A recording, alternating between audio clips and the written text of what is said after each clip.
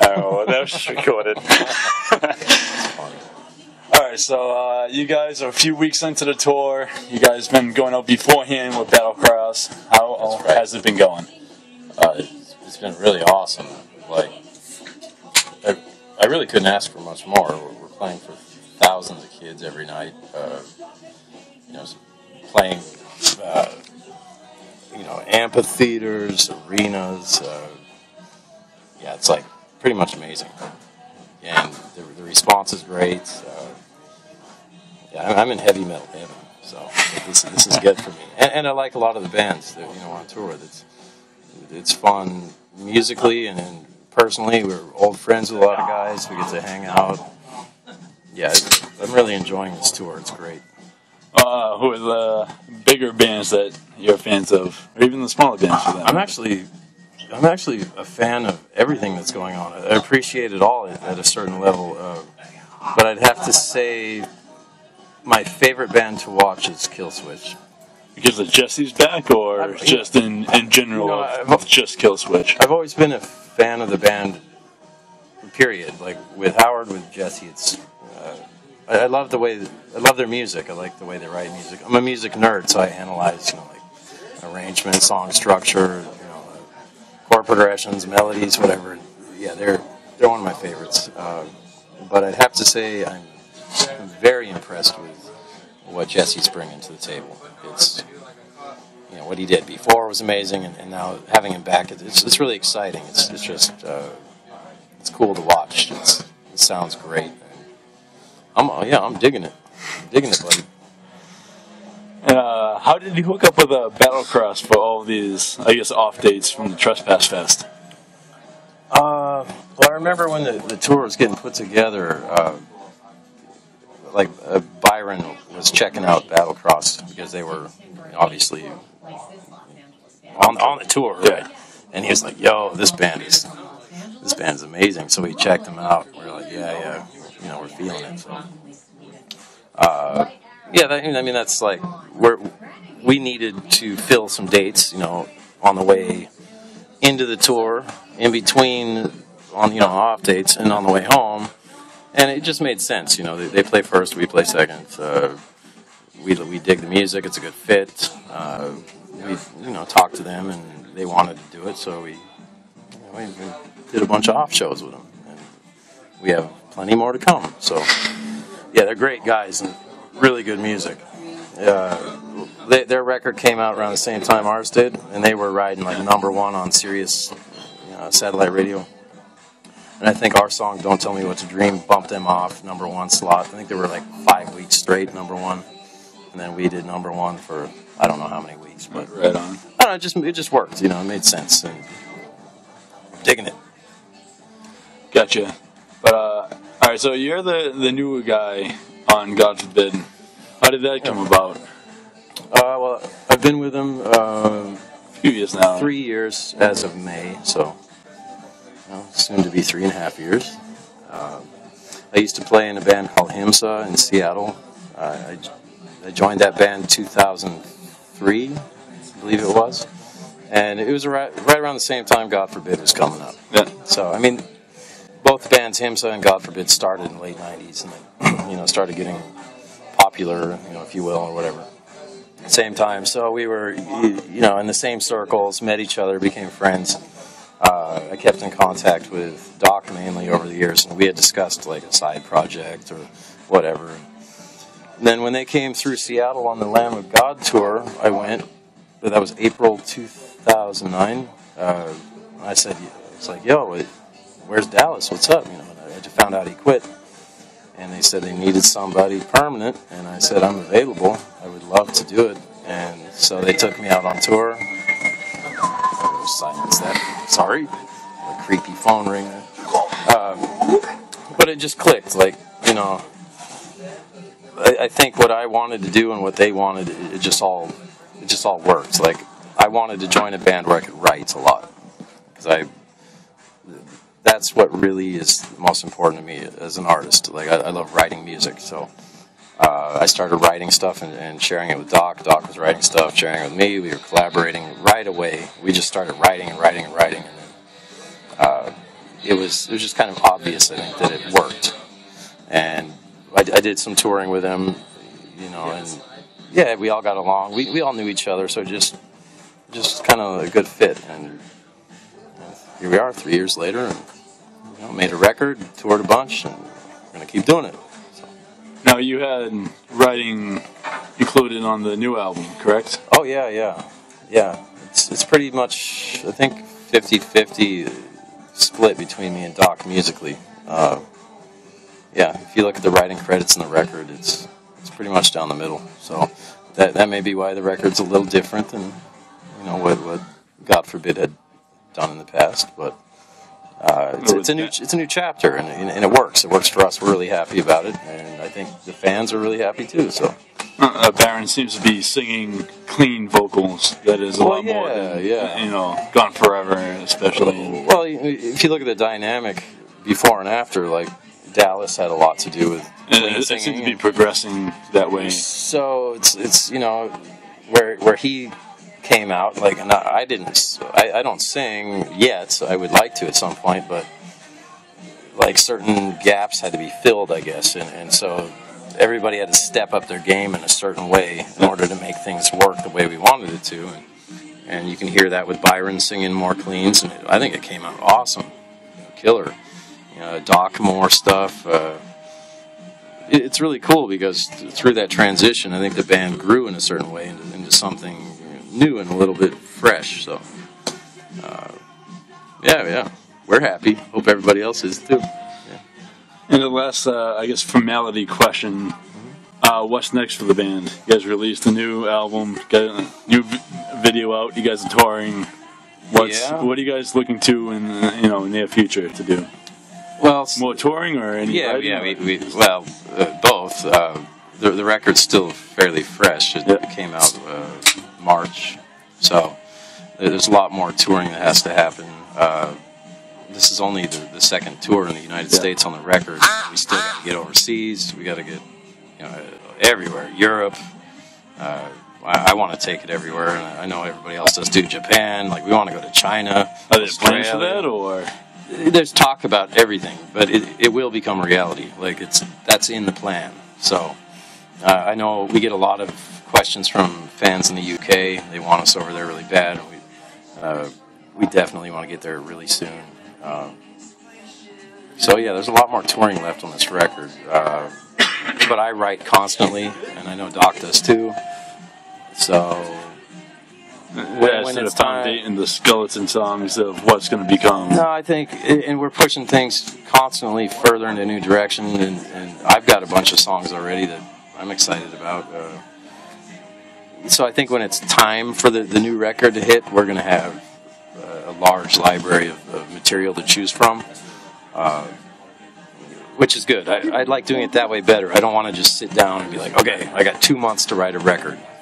I want to come in with, write all year, write for that year and a half while you're touring, come in and then write a bunch more, and then, some of those songs you might have written on the road or your time off at home, those might be the hits or whatever. So, yeah, there'll be a new record as soon as it's time. When it feels like it's time, we're going to be ready. We'll be ready. Crash, bang, boom. Yeah. Food goes crashing to waste. Alright, just some fun stuff. I asked Harana Battlecross earlier about a few things. One being, what's the worst toilet you've come across on tour? Like, whereabouts? You don't need to, name drop the venue, but whereabouts in your career history of touring around and gigging around? All right, well, that question brings up two memories immediately, and these answers will be a little bit unexpected, sort of. Okay, one of them is Mayhem Fest 2009, which is an amazing festival, but when it's like 110 degrees outside, you've been drinking all night, and you get up off the bus, and you're like, I gotta go. And you go outside, and the only place to go take a a number 2 or number 3 or whatever, is a porta potty. But if you got a hangover, you might have woke up a little bit later than all the crew, all the half the other guys in the band. So you go in this little box, the porta potty that everybody's familiar with, and then that's like 175 degrees in there, and it's like stacked to the lid. Yeah, that's not fun. All right, so and to interrupt stories, what is a number 3? Oh, I don't know. Use your imagination. Who knows? Could be anything. Maybe it's a combo. It's like puking and pooping at the same time. Maybe that's fair enough. Puping. So that's one of my, but that was consistent like that, and that's that's my own fault because while I was drinking lots of beer and making myself getting bubble guts and whatever, and I have to go do that in the porter can or whatever. Yeah. So that was no fun.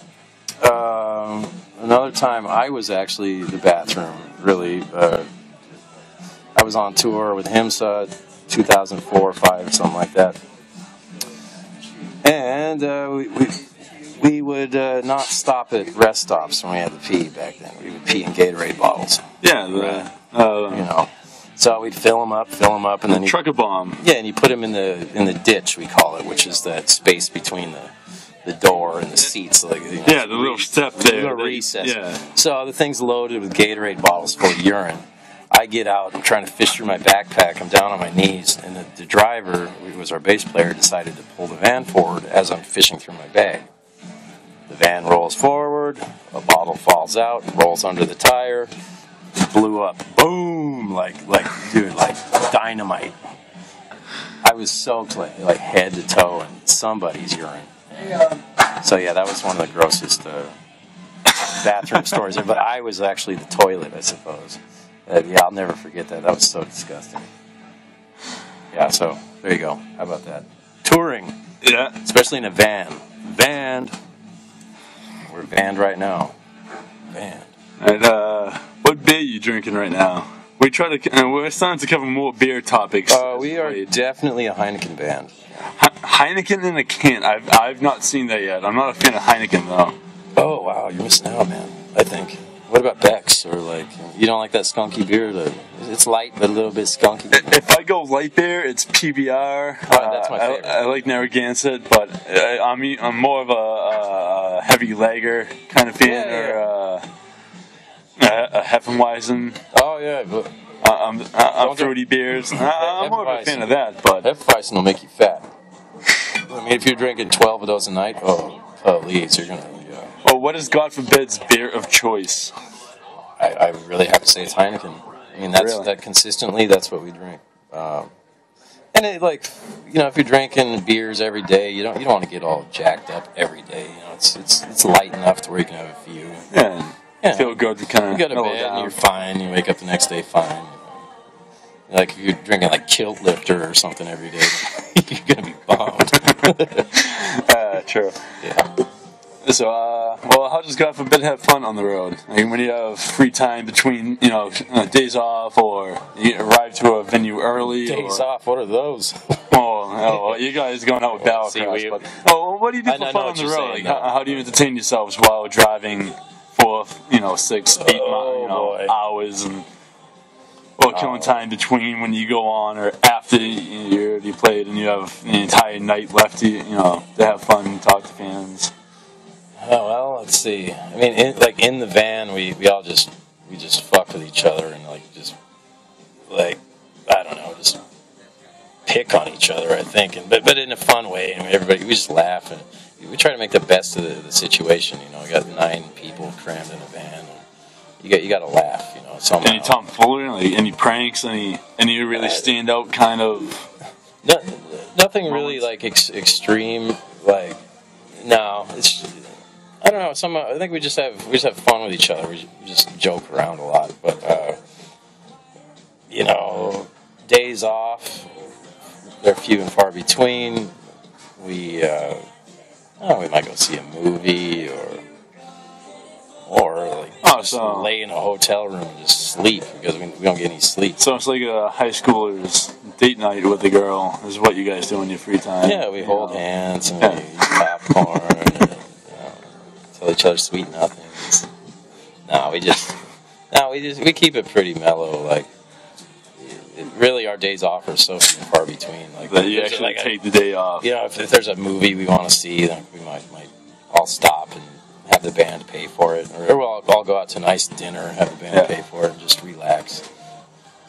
I think relaxing is what we try to do the most on the time off, because there's not much relaxing going on a tour when you're playing like festival days and headlining. Do you guys have any dates like actually off, or? We've had a couple.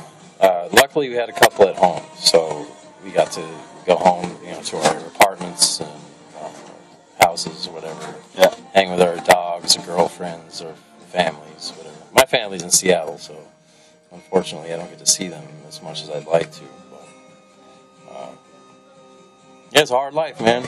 It is. It's a crazy life. But we love what we do, so it's, it's cool. And that's what matters. You guys are doing it. So. Yeah, we're really passionate about it. It's no joke. And I hope that comes across somehow. I would like it if that came through the music somehow. I think a lot of fans. I know a bunch of people that have been fans of you guys. God forbid, for years. One of my best friends introduced you guys to me with Gone Forever and all that, and I've been hooked since. Yeah. It's just the probably effort on Vote 9, like the first release. You guys have been on Century Media since more or less the very beginning. Yeah. The band has a very long history with that label, and I do too in my own ways. And, they're all like close friends of mine. The metal community's it's really pretty small. Like, everybody knows everybody, and luckily most of us are all really good friends. And that's one of my favorite things about touring is you get to go out on this big adventure like land pirates, drinking and causing trouble, whatever. But we get to hang out with friends the whole time, so it's kind of fun, man. For each sacrifice we make, there's like a reward, I think. Yeah, you get something wherever you go, and yeah. It's not for everybody, but it is for me. How about that? Well, I was going to ask Doc, since he's a fan of basketball and all, what he thinks of the Celtics as a little jab. But what do you think of the Celtics? Who are you leaning to? Who are your sport favorites? Being from Seattle and all.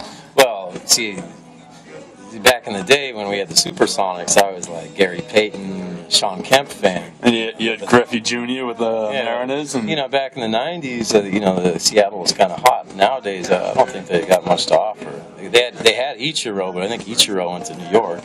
Yeah, I think he left, yeah. But since the 90s, I've been fairly detached from sports. I grew up skateboarding. That was my sport, All right, favorite skateboarder? Were you like, oh, Tony Hawk is the friggin' best in a video game? Or were you like... My favorite skateboarders were Eric Costin. Oh, yeah. Let's see.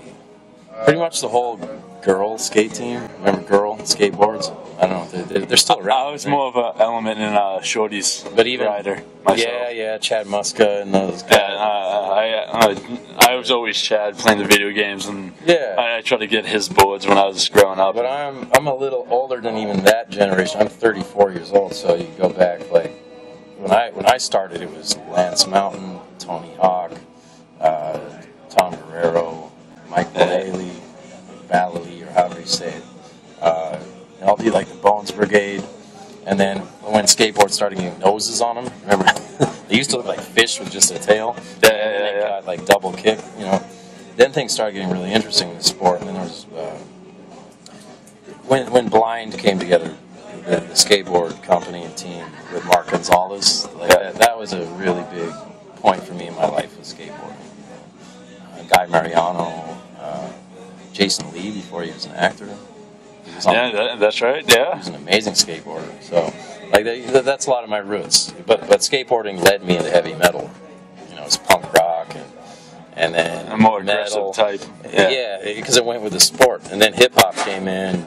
I didn't get it really because I was by that point, I was a metalhead, but I appreciate hip hop, but it's just not really my thing of choice. I like some R&B, like Al Green, some Marvin Gaye, and old school's good. I like a lot of the new R&B / pop music, especially like. I'm a nerd for a lot of it. Like I think Rihanna's awesome. I even like some Katy Perry songs. I'm huge on Katy Perry. I can't help it. They're catchy. Yeah. It's catchy. Yeah. Some Lady Gaga stuff's really cool.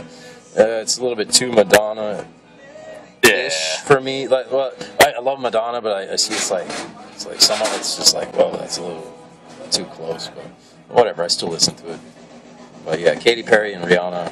And Rihanna plays the Nuno Betancourt, one of my favorite guitar players. So that's pretty dope. Yeah, so there you go. Skateboarding, R&B,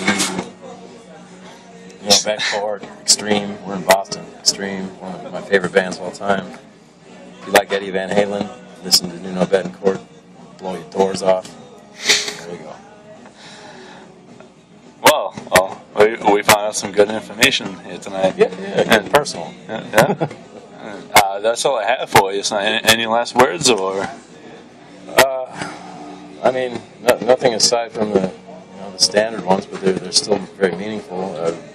I'd like to thank all the fans for their continued support and for buying the new record and keeping us out on tour and keeping God forbid alive, because we love being here and we have a lot more to offer. So please keep supporting the band, and we'll keep coming. We'll keep coming back, keep making new music for you, and that's it. We love you. Good night, everybody. Thank you very much. Thank you, Matt. Yeah, you are welcome. Thank you for the interview.